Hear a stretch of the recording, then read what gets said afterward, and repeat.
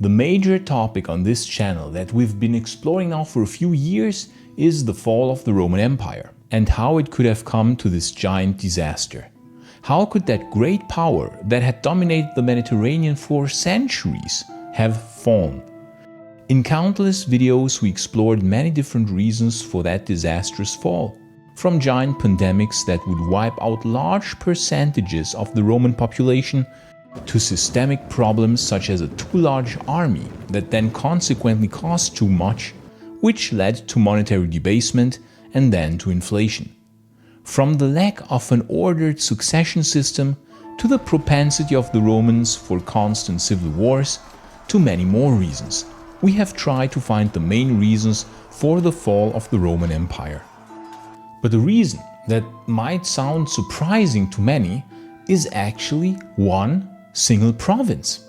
Yes, one province of the Roman Empire was actually so bad for Rome that for all intents and purposes, the Roman Empire might actually have been better off without it.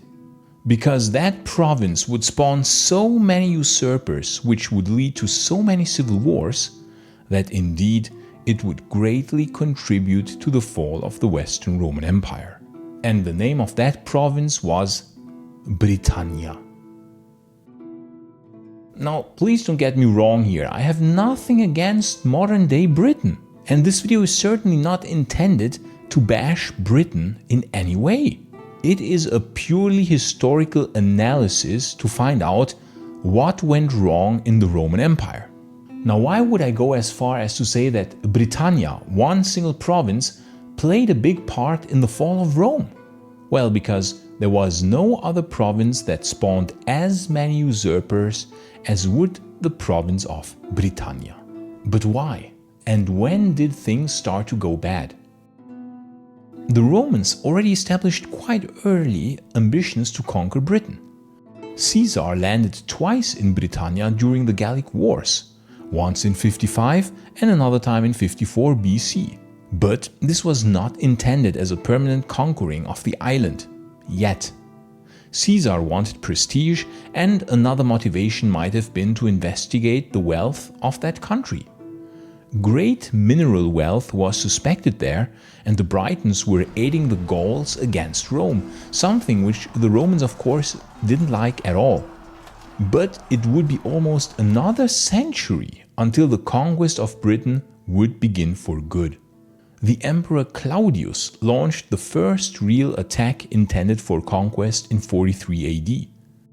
In the following decades, the island was almost completely conquered, with the Roman general Agricola even establishing a foothold in the far north in Caledonia, modern-day Scotland, decisively defeating the Caledonians at the Battle of Mons Graupius in 83 AD. However, the far north of Britain would remain pacified for only about 20 years.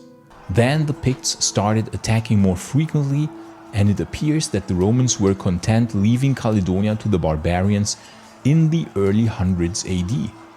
Very likely because at the same time the Romans were occupied in their wars against the Dacians, so there was not enough manpower to keep Caledonia and fight the Dacians at the same time. So they built two walls against the aggressive tribes in the north, one under the Emperor Hadrian and a second one under the Emperor Antoninus Pius. The island was initially not too bad. It is said that there were many silver and lead mines, and a great part of the lead production of the entire Roman Empire might have come from Britannia. As long as the Roman Empire was stable, so was Britannia somewhat stable. Of course, it should come as no surprise that very few soldiers were actually keen on serving in Britannia. The weather back then was not better than it is nowadays, possibly worse, and not only was the weather bad, but of course there were often raids from the aggressive tribes in the north. The walls of Hadrian and Antoninus had to be guarded at all times. And so for about 150 years after the conquest of Britain began under Claudius, things were actually quite stable in that province. It was only when troubles started elsewhere in the Roman Empire that Britannia would become very unstable. If you are a fan of Roman history and you would want to buy an item for yourself or someone else as a present, then you might want to consider the SPQR Shop. They produce incredible replicas of Roman history with a very high attention to detail. All their items are carefully handcrafted, and I think it will be difficult to find that level of craftsmanship anywhere else. They handcraft Roman coin replicas, rings, pendants, attributes, and many other items of Roman history. If you want to support the channel, or if you want to buy a present for someone who likes Roman history, please go and check out their excellent site, link in the description. If you buy over this link, you will receive a 20% price reduction, which I personally find very generous. Thank you very much for your consideration, and back to the video.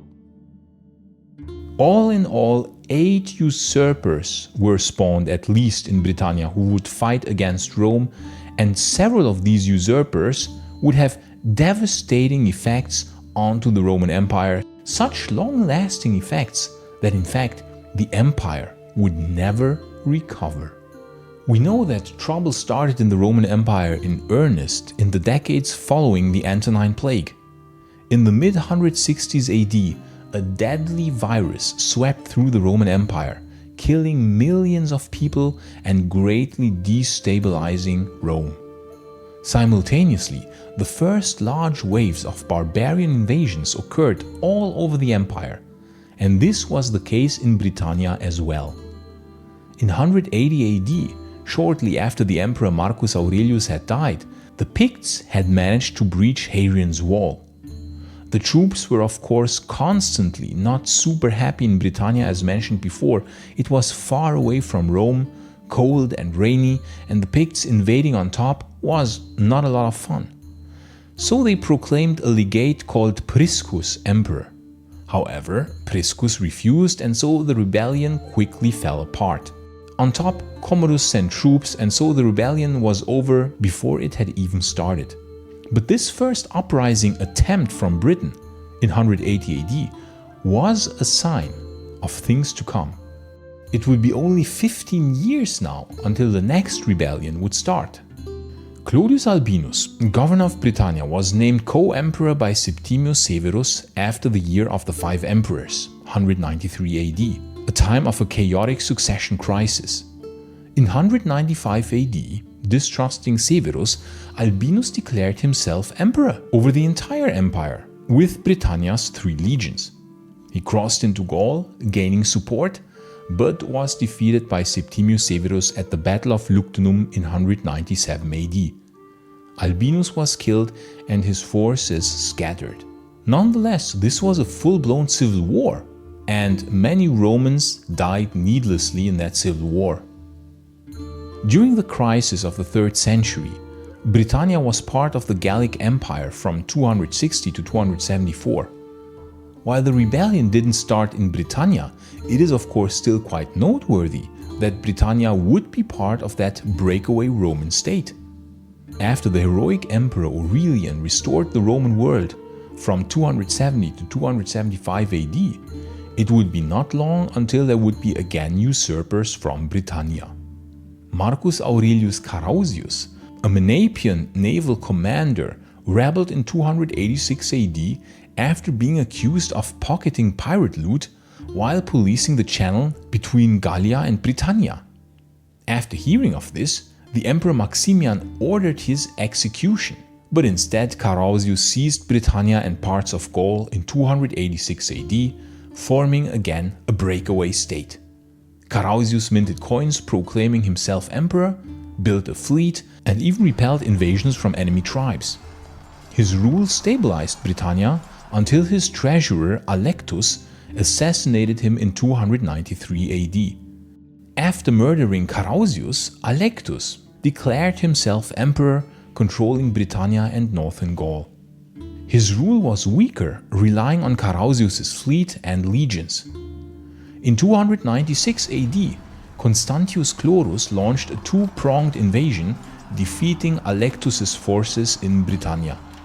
Alectus was killed in battle, likely near modern-day Silchester, ending the Carausian revolt. It was also in Britannia that Constantine was proclaimed emperor in 306 AD. Now technically, Constantine was some sort of semi-usurper, so he should be mentioned as well, because the Emperor Galerius, who was at that time the senior emperor of the Tetrarchy, was against Constantine, but in order to avoid a civil war, begrudgingly made him junior emperor or Caesar. So the fate of the world was decided in Britannia, because we all know what far-reaching consequences the emperorship of Constantine would have. It would now be a surprisingly long time where no known usurpers would be spawned in Britannia. It should be the year 383 AD then, when the most far-reaching usurper would emerge from that province, a Spanish-born general called Magnus Maximus. And this usurper would really change the fate of the world. But even before Magnus Maximus, events would happen that would make Britannia even less appealing for anyone serving there.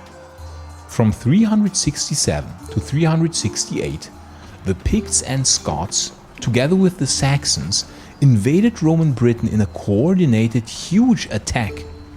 This giant disaster, in which Britannia almost fell, is known as the Great Conspiracy.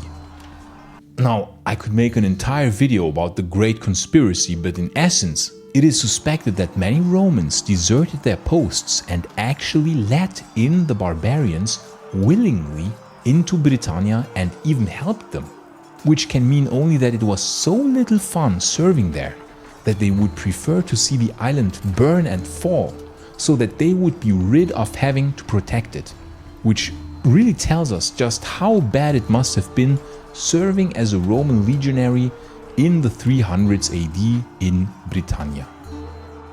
It was now Theodosius the Elder, father of the later Emperor Theodosius, who restored order in 368, driving the invaders back. But Britannia would never recover from that blow. After these events, the province would become even more unstable than before. Many cities had been sacked, the countryside looted, and many nobles had fled from the island. And so it was only a matter of time until the next usurper would be proclaimed, which was of course, as mentioned, Magnus Maximus in 383 AD. Maximus was for a while uncontested in the west. He had defeated the Emperor Gratian, and the later Emperor Valentinian II had fled from Mediolanum to Constantinople upon his approach to Italy. And so the Eastern Roman Empire under the Emperor Theodosius came with a large army, and there was a huge battle in 388 AD at Poetovio in modern-day Slovenia. Maximus lost, and a great number of Western legions were destroyed in the process. Britannia was left even weaker, and the Western Roman Empire as a consequence as well. This defeat, together with the defeat of the West a few years later at the Battle of the Frigidus River, was the reason why the Western Roman Empire found itself with far less legions than the East in the 390s AD. It was after the civil war of Magnus Maximus and later Eugenius and Arbogast that the West would become weaker than the East. Because before that, the Western Roman Empire was actually stronger than the East. This weakening of the Western Empire due to these civil wars then of course made it easier for the Germanic invaders to harass the West, invade Italy multiple times, only being fought back by the heroism of Flavius Stilicho. But the damage had been done. There weren't enough troops anymore. And so in 406 AD, the huge disaster was allowed to happen, the invasion of Gaul and Spain by large groups of Germanics which had invaded over the Rhine border. Had Maximus not rebelled in Britannia, the West might have been in a much stronger position, strong enough perhaps to fight off the invasions of 406. It was Magnus Maximus thus which would initiate another big domino to fall that would culminate in the fall of the Western Roman Empire. simply because the timing of that rebellion was so bad, not being too long removed from the invasions of 406, the big turning point in the fall of the West. Because we shouldn't forget that recruiting new troops in those days was super difficult. So when entire legions fell, oftentimes they were only partially replenished. After the disastrous invasions of 406, which would allow the Germanics to establish themselves forever on the area of the Western Roman Empire, there were numerous other usurpers in Britannia, because of course then the situation really went from bad to worse. In very quick succession, one man called Marcus was made emperor in Britannia in 406. However, it appears that the Roman troops were really unhappy with him, and so they killed him in early 407 after only a few months of reign. They chose another one called Gratian, not to be confused with the earlier Western Roman Emperor Gratian, and he too was apparently not good enough for the dissatisfied troops. So they chose a soldier named Flavius Claudius Constantinus, who would be better known as Constantine III. And indeed, this one they apparently deemed a worthy regent, because they didn't kill him. It was Constantine III who would make history in taking with him all remaining Roman soldiers in Britannia and setting over into Gaul. I wonder if any of them foresaw that it would be the last time that Roman troops would leave the island of Britannia. It can be assumed that Constantine III wanted to fight against the barbarian invaders and against the weak Emperor Honorius at Ravenna, deeming himself a better emperor than Honorius, which, in all fairness, he probably was. But then again, Honorius didn't set the bar very high, to put it mildly. Constantine III unfortunately didn't manage to decisively defeat the Germanic invaders, nor did he manage to overthrow the Emperor Honorius. He unfortunately only managed, as so many usurpers from Britannia before him, to destabilize the Roman Empire in a very crucial time where the empire would have needed unity. Magnus Maximus' usurpation already cost the West dearly, but Constantine III's usurpation came at such a bad time that instead of fighting together against the Germanic invaders, the Romans had to dispatch a large army under command of the Magister Militum Constantius III to defeat this usurper, which then of course allowed the barbarians to roam freely and ransack and plunder the Gallic and Hispanic countryside quite often at will. We thus see the tragedy of Britannia.